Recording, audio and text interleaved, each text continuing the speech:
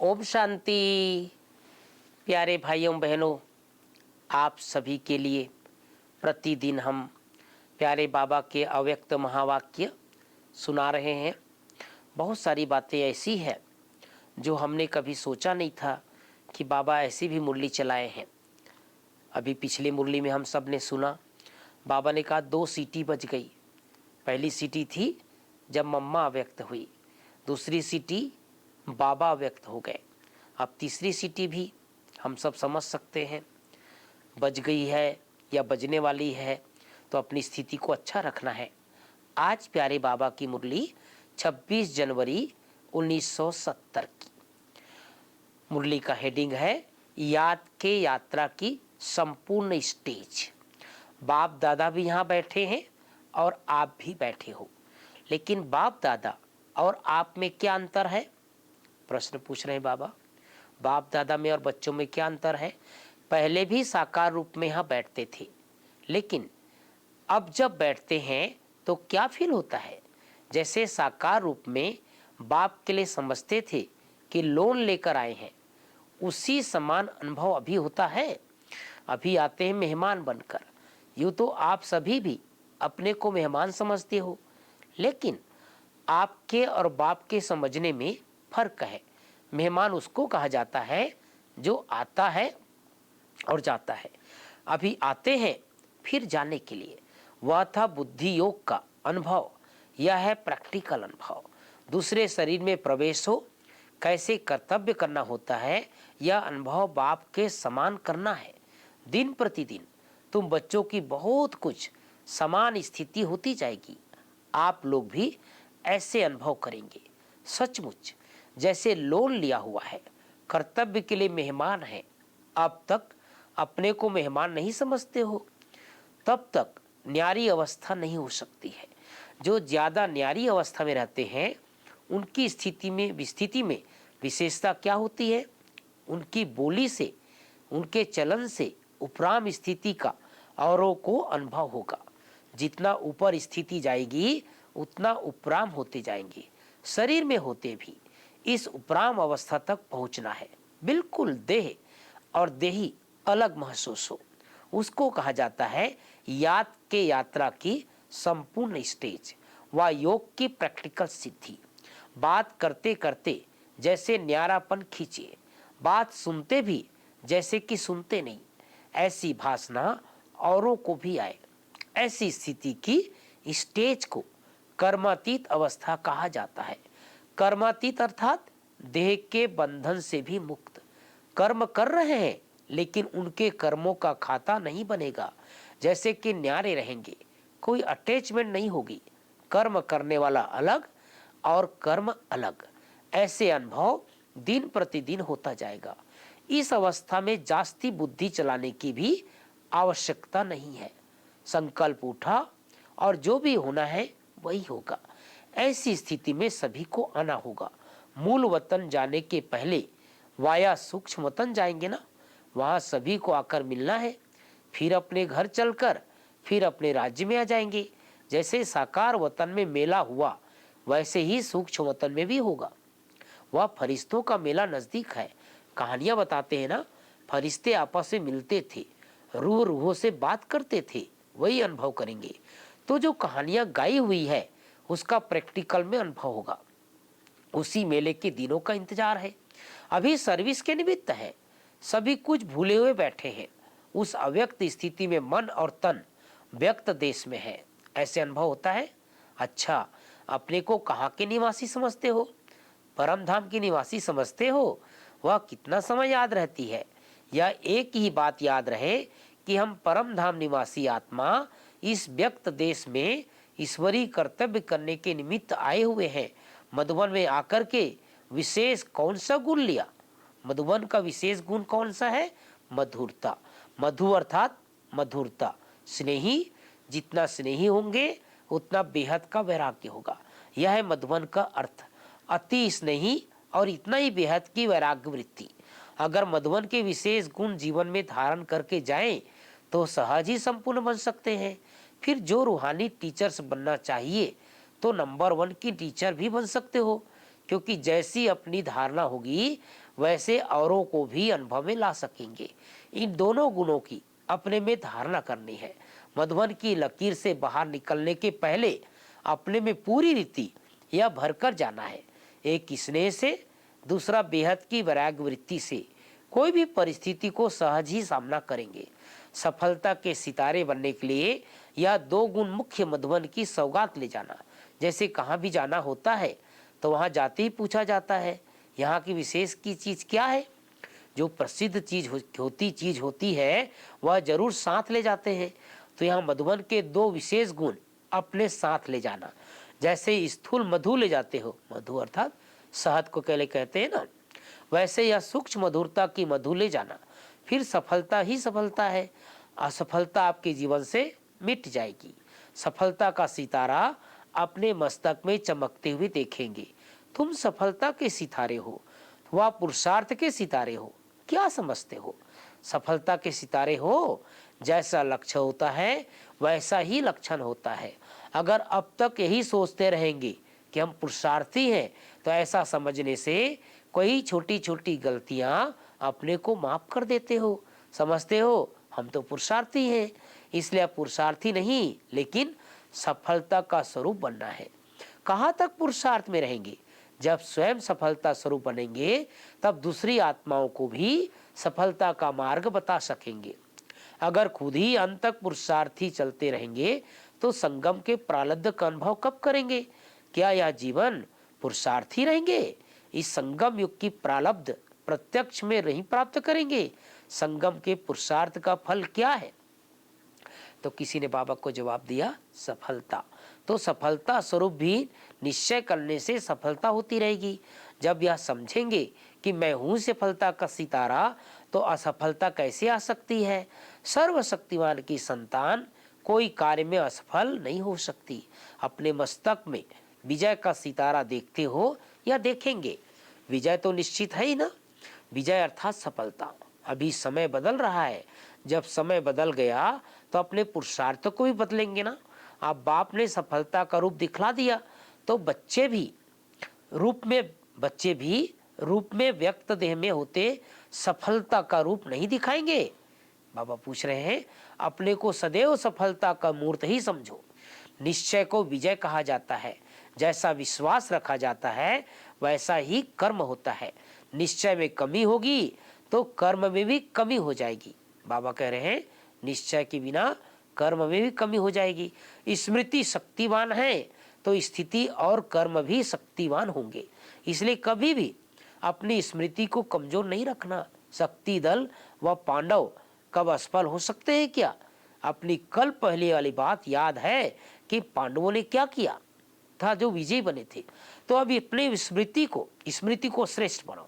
अब संगम पर है विजय का तिलक, फिर विजय के तिलक से राज तिलक मिलेगा। इस विजय के तिलक को कोई मिटा नहीं सकते। ऐसा निश्चय है जो विजयी रत्न है उनकी हर बात में विजय ही विजय है। उनकी हार हो नहीं सकती। हार तो बहुत जन्म खाते रहे, अब आकर विजयी बनने के बाद फिर हार क्यों? विजय हमारा ही है, ऐसा एक बल एक भरोसा हो। बच्ची यदि ज्ञान में नहीं चलती है तो क्या करे? किसी ने सामने से बाप दादा को पूछा है, क्योंकि बाबा के सामने युगल बैठे हैं, तो उसमें से किसी ने बाबा से पूछा, बाबा बच्ची यदि ज्ञान में नहीं चलती है तो क्या करे? कई भाई बहने पूछते रहते हैं।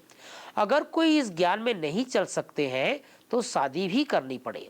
उन्हों की कमजोरी भी अपने ऊपर से मिटानी है। साक्षी हो मजबूरी भी करना होता है।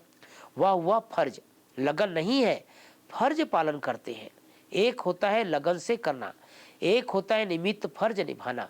सभी आत्माओं का एक ही समय या जन्म से अधिकार लेने का पाठ नहीं है। परिचय मिलना तो जरूर है, पहचानना भी है, लेकिन कोई का पाठ अभी है, कोई का पीछे। बीजों से भी कोई झट फल देता है, कोई देरी से फल देता है। वैसे यहाँ भी हर एक का अपने समय पर पार्ट है। फर्ज समझ करेंगे तो माया का मर्ज नहीं लगेगा, नहीं तो वायुमंडल का असर लग सकता है। इसलिए फर्ज समझ कर करना है। फर्ज और मर्ज में सिर्फ एक बिंदी का फर्क है, लेकिन बिंदी रूप में न होने के कारण फर्ज भी मर्ज हो जाता है। जो मददगार हैं उन्हों को मदद तो सदैव मिलती है।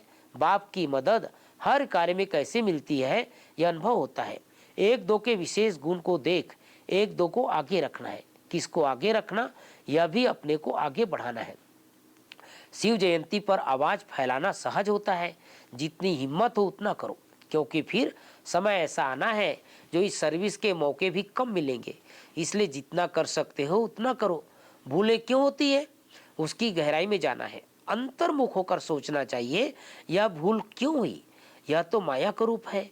मैं तो रचयिता बाप का बच्चा हूँ। अपने साथ एकांत में ऐसे ऐसे बातें करो, उभारने की कोशिश करो, अर्थात उन परिस्थितियों से निकलने का कोशिश करो।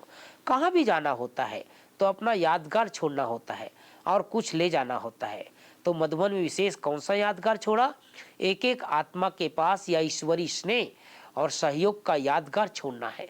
जितना एक दो की स्नेही सहयोगी बनते हैं उतना ही माया के विघ्न हटाने में सहयोग मिलता है। सहयोग देना अर्थात सहयोग लेना। परिवार में आत्मिक स्नेह देना है और माया पर विजय पाने का सहयोग लेना है। यह लेन देन का हिसाब ठीक रहता है। इस संगम पर ही अनेक जन्मों का संबंध जोड़ना है। स्नेह है संबंध जोड़ने का साधन। जैसे कपड़े सिलाई करने का साधन धागा होता है, वैसे ही भविष्य संबंध जोड़ने का साधन है स्नेह रूपी धागा। जैसे यहाँ जोड़ेंगे वैसे वहाँ जुटा हुआ मिलेगा। जोड़ने का समय और स्थान यह है। ईश्वरी स्नेह भी तब जुड़ सकता है जब अनेक साथ स्नेह समाप्त हो जाता है। तो अब अनेक स्नेह समाप्त कर एक से स्नेह जोड़ना है। वह अनेक स्नेह भी परेशान करने वाले होते हैं और यह एक स्नेह सदैव के लिए परिपक्व बनाने वाला है। अनेक तरफ से तोड़ना है और एक तरफ जोड़ना है। बिना तोड़े कभी जुट नहीं सकता। अभी कभी को भी भर सकते हो, कमी को भर सकते हो, फिर भरने का समय खत्म। ऐसे समझकर कदम को आगे बढ़ाना है। सभी तीव्र पुरुषार्थी हो वह पुरुषार्थी हो। तीव्र पुरुषार्थी के मन के संकल्प में भी हार नहीं हो सकती। ऐसी स्थिति बनानी है जो संकल्प में भी माया से हार ना हो। इसको कहा जाता है तीव्र पुरुषार्थी। वे शुद्ध संकल्पों में पहले से ही मग्न हो बिजी रखेंगे और संकल्प नहीं आएगा। पूरा भरा हुआ होगा तो एक बूंद भी जास्ती पड़ नहीं सकेगा, नहीं तो बह जाएगा। तो यही संकल्प मन में रहे जो व्यर्थ संकल्प आने का स्थान ही ना हो। इतना अपने को बिजी रखो। मन को बिजी रखने के तरीके जो मिलते हैं वह आप पूरे प्रयोग में नहीं लाते हो, इसलिए व्यर्थ संकल्प आ जाते हैं। एक तरफ बिजी रखने से दूसरा तरफ स्वयं छूट जाता है। मंथन करने के लिए तो बहुत खजाना है, इसमें मन को बिजी रखना है। समय की रफ्तार तेज है, वह आप लोगों के पुरुषार्थ की रफ्तार तेज है। अगर समय तेज चल रहा है और पुरुषार्थ ढीला है तो उसकी रिजल्ट क्या होगी? समय आगे निकल जाएगा तो पुरुषार्थी रह जाएंगे, समय की गाड़ी छूट जाएगी, सवार होने वाले रह जाएंगे। समय की कौन सी तेजी देखते हो? समय में बीती को बीती करने की तेजी है। वही बात को समय फिर कब रिपीट करता है। तो पुरुषार्थ की जो भी कमियां हैं उसमें बीती को बीती समझ आगे हर सेकंड में उन्नति को लाते जाओ तो समय के समान तेज चल सकते हो ना। समय तो रचना है, रचना में गुण है तो रचयिता में भी होना चाहिए। ड्रामा क्रिएशन है तो क्रिएटर के बच्चे आप ही हो ना। तो क्रिएटर के बच्चे क्रिएशन से ढीले क्यों? इसलिए सिर्फ एक बात ध्यान रखें, जैसे ड्रामा में हर सेकंड अथवा जो बात बीती जिस रूप से बीत गई वह फिर से रिपीट नहीं होगी। फिर रिपीट कब होगी? 5000 वर्ष के बाद। वैसे ही कमजोरियों को बार बार क्यों रिपीट करते हो? अगर यह कमजोरियां रिपीट ना होने पाए तो फिर पुरुषार्थ तेज हो जाएगा। जब कमजोरी समेट जाती है तब कमजोरी की जगह पर शक्ति भर जाती है। अगर कमजोरियां रिपीट होती रहती है तो शक्ति नहीं भरती है। इसलिए जो बीता सो बीता। कमजोरी की बात, बीती हुई बातें फिर संकल्प में भी नहीं आनी चाहिए। अगर संकल्प चलते हैं तो वाणी और कर्म में आ जाते हैं। संकल्प में ही खत्म कर देंगे तो वाणी और कर्म में नहीं आएंगे। फिर मन वचन कर्म तीनों शक्तिशाली हो जाएगी। बुरी चीज को सदैव फौरन ही फेंका जाता है, अच्छी चीज को प्रयोग किया जाता है। तो बुरी बातों को ऐसा फेंको जैसे बुरी चीज को फेंका जाता है। फिर समय पुरुषार्थ से तेज नहीं जाएगा। समय का इंतजार आप करेंगे तो हम तैयार बैठे हैं, समय आए तो हम जाए, ऐसी स्थिति हो जाएगी। अगर अपनी तैयारी नहीं होती है फिर सोचा जाता है कि समय थोड़ा हमारे लिए रुका हुआ है। बांधेली का योग तेज होता है। बाबा के सामने कुछ बांधेली बैठे हुए हैं। बाबा कहते हैं बांधेली का योग तेज होता है, क्योंकि जिस बात से कोई रोकते हैं तो बुद्धि जरूर उस तरफ लगी रहती है। घर बैठे भी चरित्रों का अनुभव कर सकते हो, लेकिन ऐसी लगन चाहिए। जब ऐसी लगन अवस्था हो जाएगी तो फिर बंधन कट जाएंगे।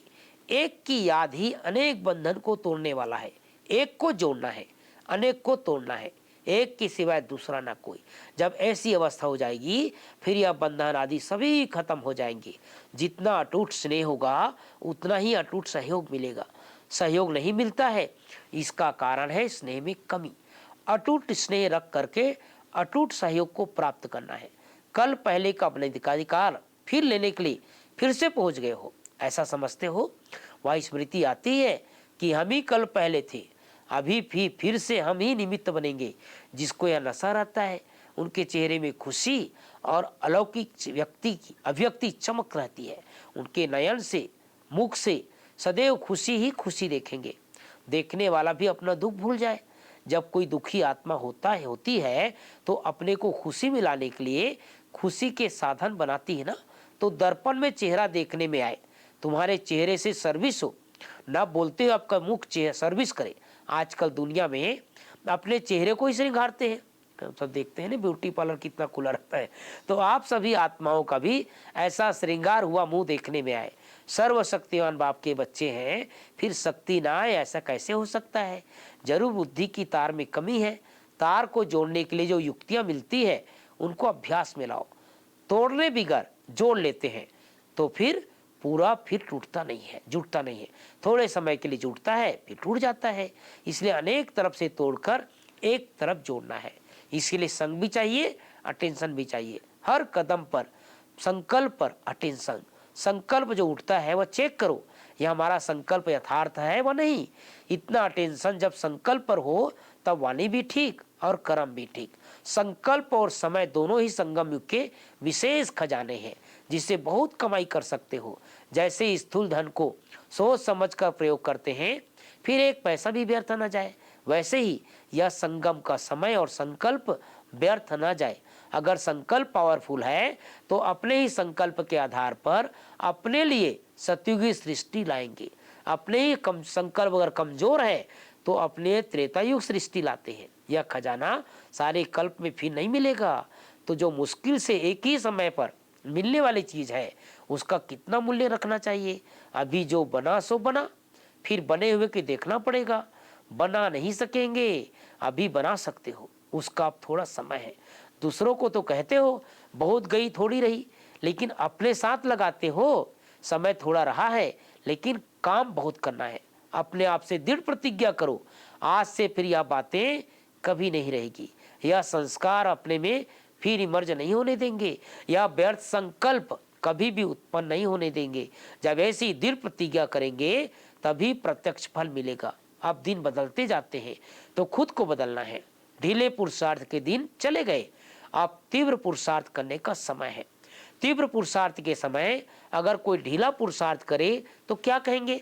इसलिए अब जोश में आओ, बार बार बेहोश नहीं हो। संजीवनी बूटी साथ में रख, सदैव जोश में रहो। बाकी हाँ करेंगे तो हो जाएगा, देख लेंगे अक्षर न भी न निकले। ऐसी बातें बहुत समय सुनी, अब बाप दादा यही सुनने चाहते हैं। हाँ बाबा करके दिखाएंगे। जो भी मुरली सुनेंगे वो सभी बाबा को कहना बाबा करके दिखाएंगे। अपनी चलन में अलौकिकता लाओ। चलन की अलौकिक आकर्षण लौकिक संबंधी आदि को भी स्वयं खींचेगी। लौकिक संबंध में वाणी काम नहीं करती है, चलन की आकर्षण होगी। तो अब बहुत तेजी से चलना है। अभी ऐसा बदल कर दिखाओ जो सभी के आगे एग्जाम्पल बनो। अब एक सेकंड भी नहीं गंवाना है। चेक आप कर सकते हो। अब समय बहुत थोड़ा रह गया है। समय बेहद की वैराग वृत्ति को उत्पन्न करता है, लेकिन समय के पहले जो अपनी मेहनत से करेंगे तो उनका फल ज्यादा मिलेगा। जो खुद नहीं कर सकेंगे उन्हों के लिए समय हेल्प करेगा, लेकिन वह समय की बलिहारी होगी, अपनी नहीं होगी। कितने बारी बाप दादा से मिले हो, यह स्मृति है। अनेक बार यह जन्म से अधिकार मिला। कितना बड़ा अधिकार है जो कई प्रयत्नों से भी नहीं प्राप्त हो सकता। यह सहज ही प्राप्ति हो रहा है, ऐसा अनुभव किया है। समय बाकी कितना है, और पुरुषार्थ क्या किया, दोनों की परख है। समय कम है और पुरुषार्थ बहुत करना है। जब कोई स्टूडेंट लास्ट टाइम पर आकर दाखिल होते हैं तो वह थोड़े समय में कितनी मेहनत करते हैं। जितना समय तेज जा रहा है इतना तेज पुरुषार्थ है। कब शब्द निकाल ही देना चाहिए। जो तीव्र पुरुषार्थी होते हैं वह कब शब्द नहीं बोलते, अब बोलेंगे, अब से करेंगे। यह संगम समय का एक सेकंड भी कितना बड़ा मूल्यवान है। एक सेकंड भी व्यर्थ गया तो कितनी कमाई व्यर्थ हो जाएगी। पूरे कल्प की तकदीर बनाने का थोड़ा समय है। एक सेकंड पद्मों की कमाई करने वाला है और एक सेकंड पद्मों की कमाई गंवाता भी है। ऐसे समय को परख करके फिर पांव को तेज करो। समस्याएं तो बनती रहेगी। स्थिति इतनी पावरफुल हो जो परिस्थितियां स्थिति से बदल जाए। परिस्थिति के आधार पर स्थिति ना हो, स्थिति परिस्थिति को बदल सकती है।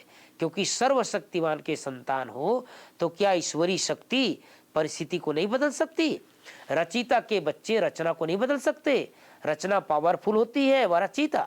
रचिता के बच्चे रचना के अधीन कैसे होंगे। अधिकार रखना है ना, कि अधीन होना है। जितना अधिकार रखेंगे उतना परिस्थितियां भी बदल जाएगी। अगर उनके पीछे पड़ते रहेंगे तो और ही सामना करेगी। परिस्थिति के पीछे पड़ना ऐसे है जैसे कोई अपनी परछाई को पकड़ने से वह हाथ आती है और ही आगे बढ़ती है, तो उसको छोड़ दो। वायुमंडल को बदलना यह तो बहुत सहज है। इतनी छोटी सी अगरबत्ती, खुशबू की चीज भी वायुमंडल को बदल सकती है। तो ज्ञान की शक्ति से वायुमंडल को नहीं बदल सकते। ध्यान रखना है, वायुमंडल को सदैव शुद्ध रखना है। लोग क्या भी बोले, जिस बात में अपनी लगन नहीं होती है तो वह बात सुनते हुए भी जैसे नहीं सुनते हैं। तन भले वहां है लेकिन मन नहीं है, ऐसे कई बार होता है। मन कोई और तरफ होता है तो यहाँ बैठे भी जैसे नहीं बैठते हैं। तन से साथ देना पड़ता है लेकिन मन से नहीं। उसके लिए सिर्फ अटेंशन। जब तक हिम्मत न रख, पाँव नहीं रखा है तो ऊंची मंजिल लगेगी। अगर पाँव रखेंगे तो लिफ्ट की तरह झट पहुंच जाएंगे। हिम्मत रखो तो चढ़ाई भी लिफ्ट में जाएंगी। हिम्मत का पाँव रखो, कर सकते हो। सिर्फ लोक लाज का त्याग और हिम्मत की धारणा चाहिए। एक दो का सहयोग भी बड़ी लिफ्ट है। परिस्थितियां तो आएगी लेकिन अपनी स्थिति पावरफुल चाहिए। फिर जैसा समय वैसा तरीका भी टच होगा। अगर समय प्रमाण युक्ति नहीं आती है तो समझना चाहिए योग बल नहीं है, योग युक्त है तो मदद भी जरूर मिलती है। जो यथार्थ पुरुषार्थी हैं उनके पुरुषार्थ में इतनी पावर रहती है, ज्यादा सोचना भी नहीं चाहिए। अनेक तरफ लगाव है, फिर माया की अग्नि भी लग जाती है, परंतु लगाव नहीं होना चाहिए। फर्ज तो निभाना है, उसमें लगाव ना हो। ऐसा पावरफुल रहना है जो औरों के आगे एग्जाम्पल हो। जो एग्जाम्पल बनते हैं वह एग्जामिन में पास होते हैं। एग्जामिन देने के लिए एग्जाम्पल बन दिखाओ, जो सभी देखें ये कैसे नवीनता में आ गए। ऐसा सर्विसेबल बनना है तो आपको देख औरों को प्रेरणा मिले। पहले जो शक्तियां निकली उन्होंने इतनी शक्तियों को निकाला, आप शक्तियां फिर सृष्टि को बदलो। इतना आगे जाना है। गीत भी है ना, हम शक्तियां दुनिया को बदल कर दिखाएंगे। सृष्टि को कौन बदलेंगे, जो पहले खुद बदलेंगे। शक्तियों की सवारी शेर पर दिखाते हैं। कौन सा शेर, जंगल का शेर नहीं। यह माया जो शेरनी रूप में सामना करने आती है उनके शक्ति को खत्म करना, अर्थात उनकी शक्ति को खत्म करना। ऐसी शक्तियां जिनकी शेर पर सवारी दिखाते हैं वही तुम हो ना, वह सभी का ही चित्र है। ऐसी शेरनी शक्तियां कभी माया से घबराती नहीं है लेकिन माया उनसे घबराती है। ऐसे माया जीत बने हो ना। शक्ति बिगर बंधन नहीं टूटेंगे। याद की शक्ति है, एक बाबा दूसरा न कोई। ऐसा सौभाग्य कोटों में कोई को मिलता है। इतना पद्मा पदम भाग्यशाली अपने को समझते हो। शक्ति दल बहुत कमाल कर सकता है। जो हड्डी सेवा करने वाले होते हैं उनको बाप भी मदद करता है। जो स्नेही है उनसे बाप भी स्नेही रहता है। बाप के भी वही बच्चे सामने रहते हैं। भाई कोई इतना भी दूर हो लेकिन बाप दादा के दिल के नजदीक है। सभी से अच्छी सौगात है अपने चेहरे को सदैव हर्षित बनाना। कभी भी कोई परेशानी की रेखा ना हो। जैसे संपूर्ण चंद्रमा कितना सुंदर लगता है ना। हम सब ने देखा जब मून संपूर्ण मून होता है, फुल मून, तो कितना अच्छा लगता है। वैसे अपना चेहरा सदैव हर्षित रहे। चेहरा ऐसा चमकता हुआ हो जो औरों के आपके चेहरे में अपना रूप देख सके। चेहरा दर्पण बन जाए। अनेक आत्माओं को अपना मुखड़ा दिखलाना है। अभी पद्मा पदम भाग्यशाली बनना है, महादानी बनना है। रहम दिल बाप के बच्चे सर्व आत्माओं पर रहम करना है। इस रहम की भावना से कैसी भी आत्माएं बदल सकती है। सारे दिन चेक करो कितने रहम दिल बने, कितनी आत्माओं पर रहम करना है। इस रहम की भावना से कैसी भी आत्माएं बदल सकती है ना। कितनी आत्माओं पर रहम किया। दूसरे को सुख देने में अपने में सुख भासता है। देना अर्थात लेना।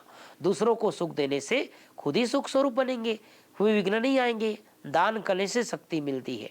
अंधों को आंखें देना होता है। कितना महान कार्य है। आप सभी का यही कार्य है ना। अज्ञानी अंधों को ज्ञान नेत्र देना है और अपनी अवस्था सदैव अचल हो। तुम बच्चों की स्थिति का ही यह अचल घर यादगार है। माउंट आबू अचलगढ़ है, बाबा उसको याद कर रहे हैं। जैसे बाप दादा एक रस रहते हैं, वैसे बच्चों को भी एक रस रहना है। जब एक के ही रस में रहेंगे तो एक रस अवस्था में रहेंगे।